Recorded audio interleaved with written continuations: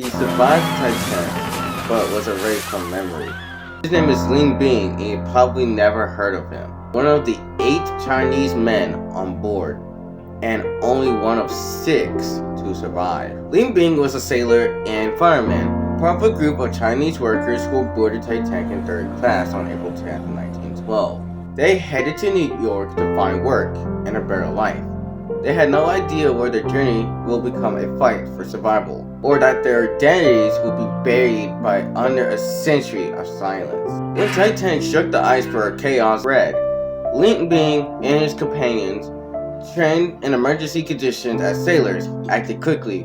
One Chinese survivor, possibly Ling Bing, was found clinging to a side of a collapsible lifeboat in the freezing Atlantic, soaked and freezing, but alive. When the Carpathia rescued the survivors, Ling Bing and others were treated like ghosts. No interviews, no headlines, just silence. Why?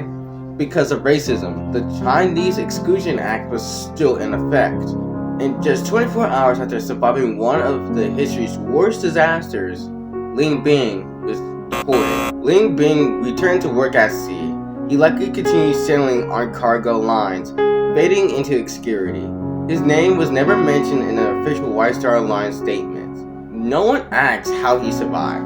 No one cared what he felt. His story, like many others, was lost beneath the waves of prejudice. For 100 years later, researchers uncovered the truth. Ling Bing was not alone and not forgotten. His story and other stories of other Chinese survivors were finally being told. They're not cowards.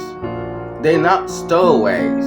They were men who wanted a future and refused to die quietly. Ling Bing survived history's greatest maritime disaster, only to be erased from it. But now his voice is raising from the deep.